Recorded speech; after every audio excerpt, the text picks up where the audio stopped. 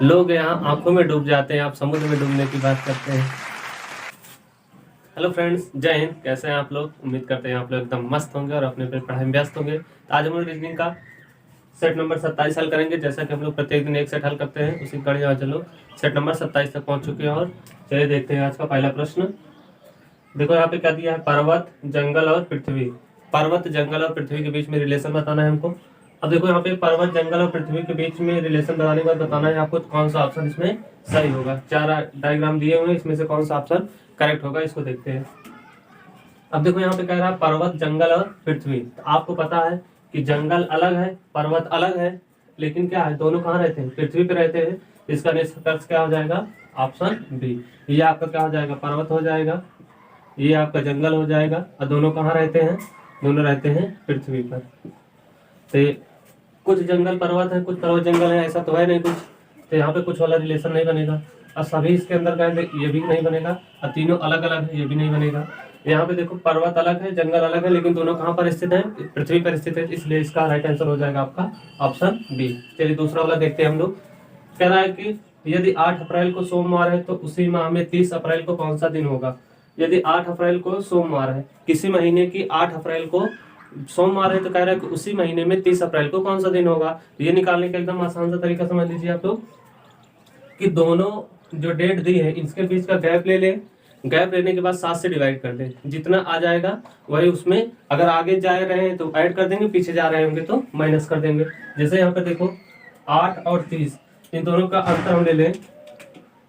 30 तारीख है, एक 8 तारीख है, इसका अंतर लेके हम 7 से डिवाइड करते हैं। 7 से डिवाइड इसलिए करते हैं क्योंकि प्रत्येक 7 दिन बाद दिन क्या होता है? रिपीट होने लगता है, इसलिए यहाँ पर 7 से डिवाइड करते हैं। अब देखो यहाँ पे क्या होगा, इसका डिफरेंस लेंगे तो कितना आएगा? 22 आ जाएगा। और फिर यहाँ पे 7 से हम इसको डिवाइड करेंगे, कितना आ जाएगा? शेष 1 शेष आ जाएगा। शेष कितना आ जाएगा? 1 आ जाएगा।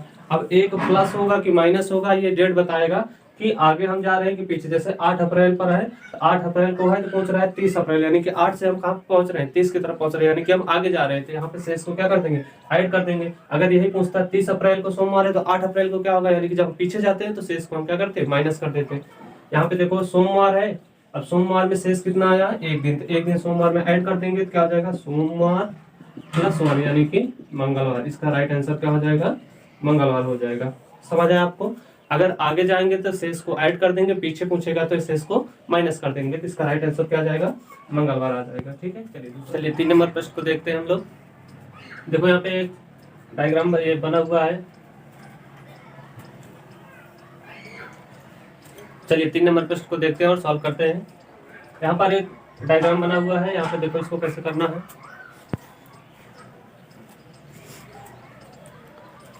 चलिए 3 नंबर प्रश्न को देखते हैं हम लोग। यहाँ पर एक आकृति बनी है, इसमें संख्याएं फिल हुई और इसके बाद यहाँ पे क्वेश्चन मार्क है। आपको बताना है इसमें क्वेश्चन मार्क के स्थान पर क्या आएगा। अब ध्यान से देखिए, इस फिगर को कुछ समझ में आ रहा है कैसे बन रहा है ये? देखो यहाँ पर नीचे संख्या बढ़ रही है, इसका मतलब है कि यहाँ पर कुछ ना कुछ इन तीनों में रिलेशन है, तभी यहाँ पे संख्या का मान ज्यादा हो रहा है। यानी कि जब बढ़ रहा है, अगर इस तरह इधर बढ़ता तो इसका मतलब इन दोनों में कोई रिलेशन होता तो यहाँ मिलता। यहाँ पर बढ़ा, इसका मतलब इन तीनों में कोई रिलेशन है, तो नीचे वाला मान आ रहा है। ठीक है, देखो इसको चेक करते हैं हम लोग एक बार। अगर हम इन दोनों को ऐड कर ले, ठीक है, तो 7 5 12, 12 और ये कितना हो रहा है? 2 14 हो रहा है। अगर इसी 2 का हम क्या कर दें? स्क्वायर कर दें। 2 का क्या कर दें? स्क्वायर कर दें। तो यहाँ पे 7 5 12 और 2 का स्क्वायर करते हैं, कितना जाएगा? 4 हो जाएगा। तो 12 4 16 यहाँ पे सेट हो रहा है। तो अगले वाला चेक करते हैं, अगर ये वाला भी सेट हो गया इसी तरह, तो हम इस वाले को भी उसी तरह से सेट करके हम अपना आंसर निकाल सकते हैं आसानी से। अब देखो 9 7 16 हो गया। 16 आपका आ गया जोड़ने पे, और 4 का स्क्वायर करते हैं, कितना जाएगा? 4 4 16। तो 16 16 कितना आ गया? 32 आ गया। यानी कि ये लॉजिक लग रहा है कि पहला और तीसरा जोड़ के बीच वाले का स्क्वायर कर दें, उसके बाद फिर तीनों को ऐड कर दें, तो ये हमारा आंसर आ जा रहा है। तो यहाँ पे सेम चीज इसमें भी करेंगे। 8 से कितना हो जाएगा? 14 हो जाएगा, और 3 त्रिक का 9, तो 9 4 13। यहाँ पे कितना आ गया? 23। यानी कि हमको इसका आंसर निकालने में पता चला कितना आ रहा है? इसका आंसर 23 आ रहा है। कैसे आ रहा है कि पहले और तीसरे को जोड़कर बीच वाले का स्क्वायर करके तीनों को ऐड करने पे हमको नीचे वाला मान पता चल रहा है। इसी तरह इस वाले को भी हम लोग निकाल लेंगे। ठीक है, चलिए निकाल लिए होंगे सब लोग। चलिए अगला देखते हैं। कह रहा है कि 4 नंबर प्रश्न में नंबर ऑफ ट्रायंगल्स आपको बताना है। तो यहाँ पर इन सब में ये जो त्रिभुज बना है, इसमें त्रिभुज की संख्या ज्ञात करना है आपको। तो देखो इसमें एक बेसिक फिगर आपको दिख रही होगी इस तरह, ये वाली बेसिक फिगर। इस तरह का जब फिगर आता है कहीं भी तो उसमें 3 ट्रायंगल बनते हैं हमेशा, ठीक है। तो एक बनता है ये बड़ा वाला, और एक बनता है ये वाला, और एक बनता है ये वाला, ठीक है। तो 3 ट्रायंगल इस बेसिक फिगर से कितने ट्रायंगल बनाए? 3 ट्रायंगल बनाए। अब इस तरह कितने बेसिक फिगर है इसमें हम देखते हैं। यहाँ पे देखो इस तरह का एक बेसिक फिगर है तो यहाँ पे 3 ट्रायंगल बन जाएगा। इस तरह का बेसिक फिगर कहाँ पर है? यहाँ पर है, एक ये बन जाएगा। ये वाला भी उसी तरह है तो एक ये बन जाएगा, और ये भी उसी तरह है तो एक ये बन जाएगा। तो टोटल कितना हो गया आपका? नंबर ऑफ ट्रायंगल्स बेसिक जो बन रहे हैं हमारे वो कितने हो गए? 3 3 6 3 9 3 12 12 तो ये हो गया बेसिक। अब ध्यान से देखने पर ये वाला भी देखो, बड़ा वाला जो सबसे बड़ा वाला है, एक पार्ट इधर है एक पार्ट उधर है, एक पूरा बनाए थे, यानी कि 4 बेसिक फिगर बन रहे हैं, ठीक। हमारे 4 कितने बेसिक फिगर बन रहे हैं? 4। और सब में प्रत्येक त्रिभुज का मान कितना आ रहा है? 3 3 तो 4 3 12 तो ऐसे ही हो गए, 12 ऐसे हो गए, ठीक है। उसके बाद फिर यहाँ पे 4 बेसिक फिगर 1 2 3 4 सॉरी 5 बन रहे हैं यहाँ पे देखो। ये तो 3 जो दिख रहा है, और ये जो बड़ा वाला बना हुआ है इसका बेसिक फिगर। तो कितने बेसिक फिगर बन रहे हैं यहाँ पर? 5।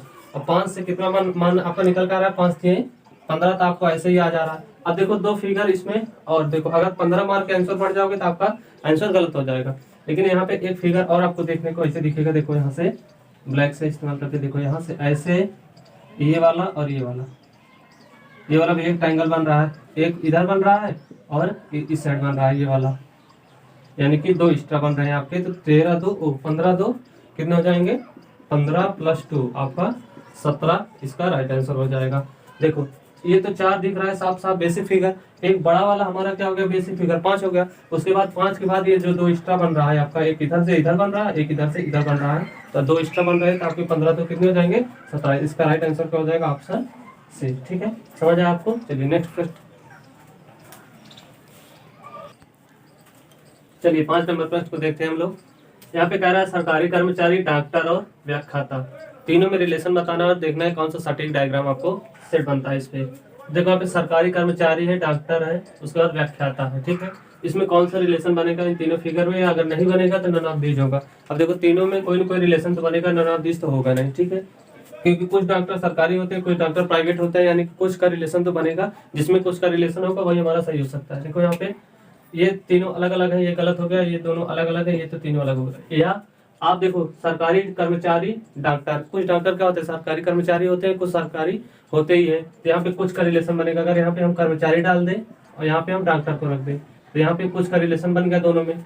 अब व्याख्याता क्या होते हैं? व्याख्याता, कुछ व्याख्याता कर्मचारी भी हो सकते हैं, कुछ व्याख्याता डॉक्टर भी हो सकते हैं, यानी कि कुछ का रिलेशन कर्मचारी में भी बन गया और कुछ का रिलेशन क्या आपका बन गया? डॉक्टर में बन गया।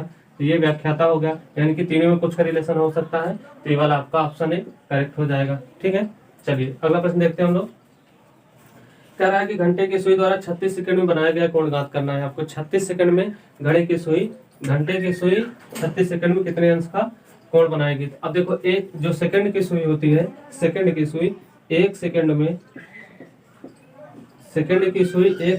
1/120 अंश का कोण बनाती है। आप इसको नोट डाउन कर लीजिएगा, बहुत इंपॉर्टेंट है, ठीक है। इसका विस्तार से इस सूत्र को निकाला गया है, आप इसको नोट डाउन कर लीजिए कि 1 सेकंड में 120 डिग्री का कोण बनाती है, ठीक है। घंटे की सुई 1 सेकंड में कितने डिग्री कोण बनाती है? 120 सेकंड का। इसको आप नोट डाउन कर लीजिए। अब जितना सेकंड पूछे, जब 1 सेकंड में 120 डिग्री, तो 36 सेकंड में 45 सेकंड में जितने भी सेकंड में पूछेगा आप सीधा इसमें गुणा कर देंगे। तो ये हो गया आपका 120 सेकंड में। अब इसमें किससे गुणा करना है? 36 का पूछा है, 36 में गुणा कर दीजिए 36 सेकंड से। अब देखो आप इसको काटो, 12 3 36, 12 दाम में 120, यानी कि यहाँ पे नीचे भी पूरा कट गया, ऊपर भी पूरा कट गया, तो कितना है? 3/10 डिग्री। 3/10 डिग्री आपका राइट आंसर हो जाएगा। समझ आया आपको कि घंटे की सुई द्वारा 1 सेकंड में बनाया गया कोण कितना आएगा? 3/10 डिग्री। 1 सेकंड में 1/120 डिग्री का कोण बनाती है, तो जब 1 सेकंड में इतना बनाती है तो 36 सेकंड में भी जितने पूछेगा उतने से हम गुना कर देंगे। जैसे एक पेन का मूल्य 5 रुपए, तो 100 पेन का मूल्य क्या होगा? तो एक पेन का जितना मूल्य उसमें 100 पेन का गुणा कर देंगे तो वही आ जाएगा। उसी तरह इसमें भी 1 सेकंड में 120 डिग्री कोण बनाती है, तो 36 सेकंड में कितने बनाएंगे? 36 सेकंड से हम इसमें गुणा कर देंगे। तो यहाँ पे जब हम गुणा कर देंगे तो बढ़ती है 36, 12 दाम 120, 3/10 डिग्री आ जाएगा इसका राइट आंसर, ठीक है। चलिए अगले प्रश्न की ओर। चलिए 7 नंबर प्रश्न को देखते हैं हम लोग।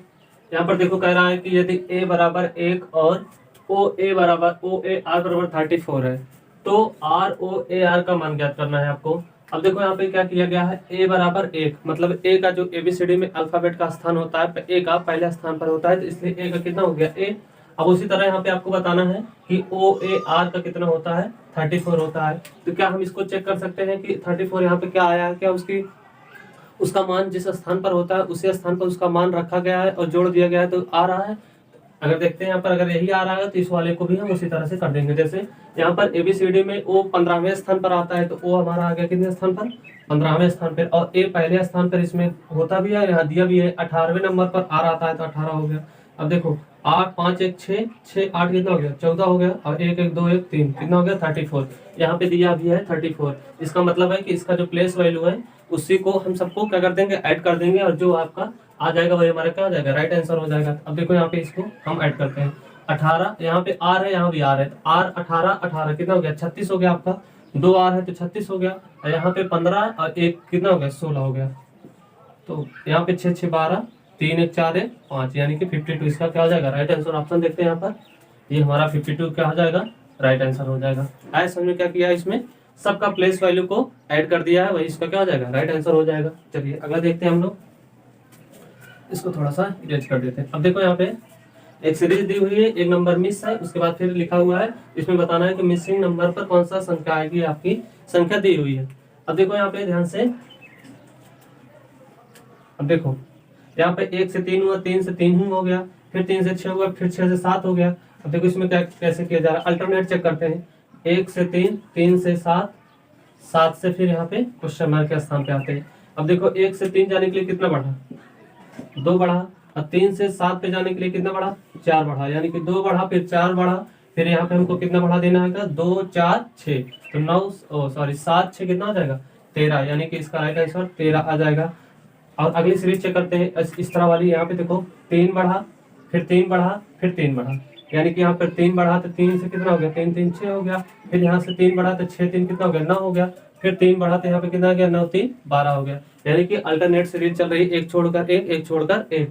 यहाँ पर तो 1 से 3 हो गया, 3 से 7 7 से कितना जाएगा आपका 13 हो जाएगा, यहाँ पे इसका राइट आंसर कितना जाएगा 13 हो जाएगा। ठीक है, चलिए 9 नंबर प्रश्न को देखते हैं। कह रहा है धातु लोहा और क्लोरीन, धातु लोहा क्लोरीन में रिलेशन बताना है आपको कौन सा वेन डायग्राम इसमें एकदम सटीक बैठता है। अब देखो धातु लोहा क्लोरीन, पहले वाला ऑप्शन देखो, धातु लोहा क्लोरीन, ये तो तीनों अलग अलग दिया है, जबकि तीनों अलग अलग नहीं है। जितने भी धातु लोहा होते हैं सब क्या होती है, धातुएं होती हैं, यानी कि धातु किसके अंतर्गत, लोहा किसके अंतर्गत आएगा, धातु के अंतर्गत आएगा। और क्लोरीन क्या है आपकी, क्लोरीन गैस है। तो यहाँ पे कुछ, यहाँ पे ऐसा तो है नहीं कि हम यहाँ क्लोरीन रख दें यहाँ लोहा रख दें, दोनों धातु हैं, जबकि क्लोरीन क्या है, गैस है। यहाँ पे ये वाला आपका राइट आंसर हो सकता है, ये वाला लोहा हो गया, जितने भी लोहा है सब किसके अंतर्गत आएंगे, धातु के अंतर्गत आएंगे, और ये आपका क्लोरीन क्या हो जाएगा, गैस हो जाएगा। तो यहाँ पर ये वाला आपका ऑप्शन से एकदम परफेक्ट सटीक बैठ रहा है, तो ये वाला आपका आंसर सही हो जाएगा कि जितने भी लोहा है सब क्या है, धातु है, और क्लोरीन अलग है। क्यों अलग है, क्योंकि क्लोरीन क्या होती है, गैस होती है। ठीक है, चलिए 10 नंबर प्रश्न को देखते हैं हम लोग। यहाँ पे क्या कह रहा है, कह रहा है कि यदि किसी कूट भाषा में हॉस्पिटल,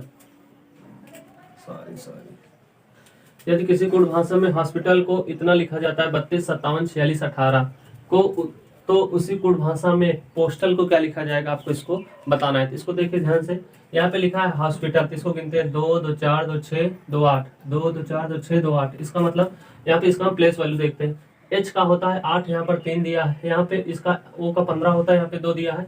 इसका मतलब ये है कि इसको किसी कोड भाषा में सजाया गया है, इसका प्लेस वैल्यू से कोई मतलब नहीं है। ठीक है, तो यहाँ पे देखो एच के लिए यहाँ पे क्या कोड दिया है 3, ओ के लिए कितना दिया है 2, एस के लिए कितना दिया है 5, इसी तरह सब के लिए हॉस्पिटल के पूरे अल्फाबेट के लिए इतना कोड दिया गया है। ठीक है, अब कह रहा है कि उसी कोड भाषा में पोस्टल का आपको बताना है। तो देखो हॉस्पिटल, ये जो पोस्टल निकला है इसी हॉस्पिटल शब्द से इसको एक एक अक्षर आगे पीछे करके अरेंज कर लिया गया है। तो हम इसका जो प्लेस वैल्यू यहाँ पर दिया हुआ है उसका हम इस कोड को इससे मिलाकर इसका हम आंसर निकाल सकते हैं। तो देखो यहाँ पे पी का है, तो यहाँ देखो 1 2 3 4, चौथे स्थान पर पी है, तो यहाँ पर चौथे स्थान पर क्या है 1 2 3 4, पी का मान कितना दिया है 7, यहाँ पर हम पी का मान क्या लिख सकते हैं 7।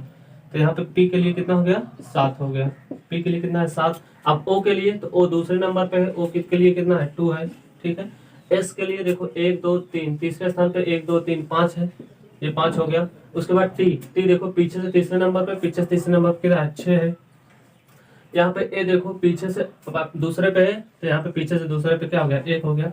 यहाँ पे एल लास्ट में है, तो यहाँ भी 8 ये आपका क्या हो जाएगा। अब देखो इसी हॉस्पिटल से पोस्टल से हमारा निकल के आ गया 72, 56, 18। अब देखते हैं कौन सा आंसर इसमें सही होगा। 72, 56, 18 ये वाला मिल रहा है, ये वाला क्या हो जाएगा, राइट आंसर हो जाएगा आपका। समझ आया किस तरह किया गया है। इसका जो प्लेस किसी कोड भाषा में हॉस्पिटल को कोड कर दिया गया था, उसी हॉस्पिटल से कुछ शब्द मतलब अल्फाबेट निकाल कर एक शब्द बना दिया गया था पोस्टल, और कह रहा है कि पोस्टल का बताओ इसका मान क्या होगा। अब देखो जो कोड भाषा में इसको सजाया गया था, उसी कोड भाषा में इसका स्थान पर जिस स्थान पर इसका संख्या मान था, उसी स्थान से उसको हम भी अरेंज कर लिए, तो इसका मान कितना गया, 72, 56, 18। ठीक है, चलिए अगला प्रश्न देखते हैं। 11 नंबर प्रश्न, कथन निष्कर्ष से कह रहा है कि सफलता कड़ी मेहनत के बिना हासिल नहीं की जा सकती। सफलता कड़ी मेहनत के बिना हासिल नहीं की जा सकती, एकदम सही बात बोला इसमें। निष्कर्ष क्या कह रहा है कि हर कड़ी मेहनत करने वाला व्यक्ति सफल है, यानी कि हर कड़ी मेहनत करने वाला व्यक्ति सफल है। इसमें कह रहा है कि सफलता कड़ी मेहनत के बिना हासिल नहीं की जा सकती। अगला क्या कह रहा है कि हर सफल व्यक्ति मेहनती है। अब देखो ध्यान से, तुक्का नहीं मार रहा है, इसमें अपना लॉजिक सेट करिए। निष्कर्ष वही होता है, कथन निष्कर्ष में जब कथन निष्कर्ष का प्रश्न आता है तो निष्कर्ष वही सही होता है जो 100% सही हो। 100% सही होता है, वही हमारा निष्कर्ष सही हो जाता है। इसमें तुक्का या संभावना की कोई बात नहीं होती है। ठीक है, अब देखो यहाँ पे सफलता कड़ी मेहनत के बिना हासिल की जा सकती है। यहाँ पे क्या कह रहा है कि हर कड़ी मेहनत करने वाला व्यक्ति सफल है, सफल रहा है। तो यह पूरी तरह से क्या हो रहा है, गलत हो रहा है। क्यों गलत हो रहा है, क्योंकि यह पूरी तरह से 100% सही नहीं कह सकते कि जितने भी व्यक्ति कड़ी मेहनत करते हैं वो सफल हो जाते हैं। खेत में काम करने वाला भी दिन भर कड़ी मेहनत करता है, लेकिन वो क्या सफल है, नहीं सफल है यहाँ पर। तो ये क्या हो जाएगा, निष्कर्ष इसका गलत हो जाएगा। अब देखो हर सफल व्यक्ति मेहनती है, तो अब ये वाला हमारा क्या हो जाएगा, राइट होगा। क्यों राइट होगा, ध्यान समझिए।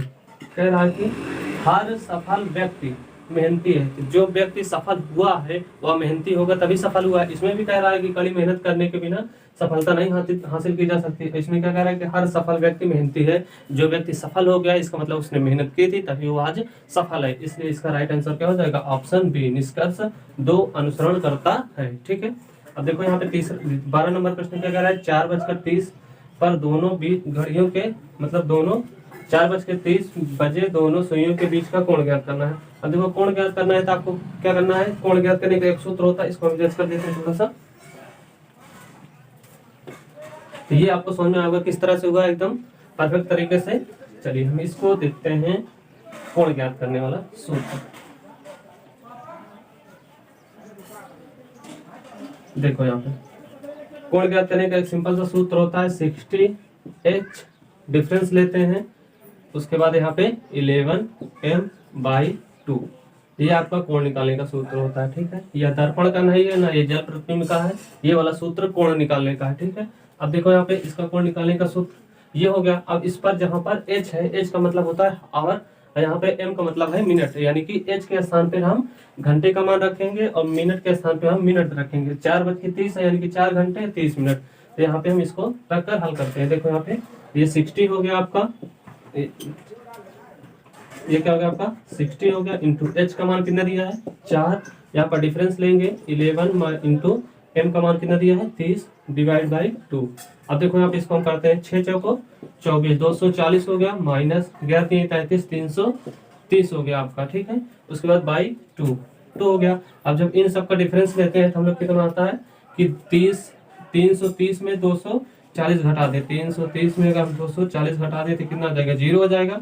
यहाँ पे 13 हो जाएगा, 13 में से कितना हो जाएगा 4 जाएगा, कितना जाएगा 90, यानी कि 90 आ गया। तो इसका जो हो जाएगा 90/2, इसको हम काट देंगे, कितना जाएगा 45 डिग्री। इसका राइट आंसर कितना आ जाएगा 45 डिग्री। जो लोग इसका मान निकाले होंगे 45 डिग्री, उनका एकदम करेक्ट आंसर है 45 डिग्री, इसका राइट आंसर हो जाएगा। 4:30 पर आपका जो कोण बनेगा वो कितना बनेगा 45 डिग्री का। ठीक है, इसका क्या होगा, ये राइट आंसर हो गया 45 डिग्री। चलिए 13 नंबर प्रश्न को देखते हैं। बहुत ही प्यारा प्रश्न है आपके लिए, प्रीवियस ईयर में पूछा हुआ प्रश्न है। कह रहा है कि एक दंपत्ति के 7 पुत्री हैं, एक दंपत्ति के 7 पुत्री हैं और हर पुत्री का एक भाई है, तो परिवार में कितने सदस्य हैं। दंपत्ति है एक, उसकी 7 पुत्री हैं, एक दंपत्ति है उसके 7 पुत्री हैं और हर पुत्री का एक भाई है, तो कह रहा है कि परिवार में कितने सदस्य हैं। अब देखो इसको दंपत्ति मतलब क्या होता है, पति पत्नी, दंपत्ति मीन्स क्या होता है, पति पत्नी, ठीक है। मेल फीमेल है, अगर एक शादीशुदा जोड़ा हो तो उसको क्या बोलते हैं, दंपत्ति बोलते हैं। तो एक शादीशुदा जोड़ा में एक मेल होगा एक फीमेल होगा, तो यानी कि 2 लोग हो जाएंगे वो पहले ही। तो दंपत्ति में कितने लोग आ गए, 2 लोग आ गए, दंपत्ति में 2 लोग हो गए। अब कह रहा है कि हर पुत्री का एक भाई है, हर पुत्री का एक भाई है। देखो अब यहाँ पे एक दंपत्ति के 7 पुत्री है, पुत्रियों की संख्या कितनी है, 7 है। एक दंपत्ति हो गया, उसकी कितनी पुत्री हो गई, 7 पुत्री होगी। अब कह रहा है कि हर एक का एक भाई है। अब देखो हर एक का एक भाई मतलब 7 बहन, तो हर एक का भाई कितना हो गया, 7 बहन 7 भाई हो जाएगा। ऐसा सोचना क्या हो जाएगा, गलत हो जाएगा कि हर एक का एक भाई है। यहाँ पर एक ही भाई है जो सबका है। जैसे यहाँ पे देखो कितनी पुत्री है, 7, 1 2 3 4 5 6 7, 7 पुत्री हो गई। अब कह रहा है कि सबका एक भाई है, यानी कि इन सब का कितना भाई है, एक भाई है। ये मत समझ लेना कि 7 भाई है तो सबका एक एक भाई होगा, मतलब 7 बहन है तो सबका एक एक भाई होगा, कितना हो जाएगा, 7 बहन 7 भाई हो जाएगा। कह रहा है कि 7 पुत्री है, सबका एक भाई है, यानी कि हर पुत्री का एक भाई है। यानी कि इन सब को मिला लेंगे तो इन सब का भाइयों की संख्या कितनी है, एक ही। तो एक जो है ये इसका भी भाई होगा, इसका भी भाई होगा, इसका भी भाई होगा। इसी तरह ये सबका भाई है। तो यहाँ पे परिवार में कितने सदस्य हो जाएंगे, तो यहाँ पे परिवार में सदस्यों की संख्या, एक दंपत्ति हो गए, 7 पुत्री हो गई, एक भाई हो गया, तो 7 2 9 1 10। इसका राइट आंसर क्या हो जाएगा, 10 हो जाएगा। कुछ लोग इसको दूसरा भी मार दिए होंगे, 14 मार दिए होंगे, लेकिन इसका आंसर क्या हो जाएगा आपका 10 हो जाएगा। समझ आया कैसे हुआ, वेरी गुड। चलिए 14 नंबर प्रश्न को देखते हैं हम लोग। कह रहा है कि सभी गड्ढे तालाब है, जितने भी गड्ढे हैं सब क्या है, तालाब है। यहाँ पे हम इसको बनाते हैं, सभी गड्ढे तालाब है। यहाँ पर सभी गड्ढे हो गए, ये सब क्या हो गए, तालाब हो गए, ठीक है। अब कह रहा है कि सभी तालाब समुद्र है, जितने भी तालाब है सब क्या है, समुद्र है, ठीक है। जितने भी गड्ढे हैं सब तालाब है, जितने भी तालाब है सब क्या है, समुद्र है। तो जब इस तरह का डायग्राम बन जाता है तो हमने आपको बताया कि अंदर से जब बाहर जाते हैं तो सभी को लेते हैं, और बाहर से जब अंदर आते हैं तो वो कुछ को लेते हैं। जैसे अगर हम गड्ढे से तालाब की ओर जाएंगे तो हम सभी को लेंगे, क्योंकि हम अंदर से बाहर आ रहे हैं। लेकिन अगर हमको समुद्र से गड्ढे पर जाना होगा तो कुछ को लेंगे। क्यों लेंगे कुछ को, क्योंकि हम बाहर से कहाँ जा रहे हैं, अंदर की ओर जा रहे हैं। जब अंदर से बाहर जाते हैं तो सभी को लेते हैं, जब बाहर से अंदर जाते हैं तो क्या लेते हैं, सॉरी, जब अंदर से बाहर जाएंगे तो सभी को लेंगे, जब बाहर से अंदर जाएंगे तो क्या लेंगे, कुछ लेंगे। अब देखो यहाँ पे इसी लॉजिक से इस वाले प्रश्न को सॉल्व करते हैं, ठीक है। अब कह रहा है कि कुछ तालाब गड्ढे हैं, कुछ तालाब गड्ढे हैं। अब देखो यहाँ पे हम बाहर से कहाँ जा रहे हैं, अंदर की ओर। ये तालाब है, तालाब से हम कहाँ जा रहे हैं, गड्ढे की ओर जा रहे हैं। कह रहे हैं कुछ तालाब गड्ढे हैं, तो हम बाहर से अंदर की ओर जा रहे हैं, तो यहाँ पे कुछ को लेंगे। तो यहाँ पे कुछ लिखा भी है, तो ये वाला हमारा क्या हो जाएगा, राइट हो जाएगा। अगला क्या कह रहा है कि कुछ समुद्र गड्ढे हैं, कुछ समुद्र गड्ढे हैं, यानी कि कुछ समुद्र गड्ढे हैं। फिर बाहर से हम कहाँ जा रहे हैं, अंदर की ओर जा रहे हैं। जब बाहर से अंदर की ओर जाएंगे तब भी हम क्या लेंगे, कुछ को लेंगे। तो यहाँ पे इसका क्या हो जाएगा, राइट आंसर हो जाएगा। दोनों सही हो जाएगा आपका, ये वाला भी ये वाला भी, ठीक है। चलिए अब समुद्र से एक बात याद आती है, कुछ लोग कहते हैं कुछ लोग समुद्र में डूब जाते हैं, जिसका क्या हो जाएगा, सही हो जाएगा। अब समुद्र से एक बात याद आती है, लोग कहते हैं यार समुद्र में डूब जाते हो, यार समुद्र में डूब जाते हैं लोग, यहाँ आंखों में डूब जाते हैं, आप समुद्र में डूबने की बात करते हैं। तो ये रहा सेट नंबर 27। सेट कैसा लगा आप लोग कमेंट बॉक्स में जरूर बताइएगा। अगर वीडियो अच्छा लग रहा है तो लाइक कर दीजिएगा, अगर हमारी मेहनत पसंद आ रही है तो अपने दोस्तों में भी शेयर कर दीजिएगा, ठीक है। खूब अच्छे से मन लगा कर पढ़ते रहिए। थैंक यू, जय हिंद।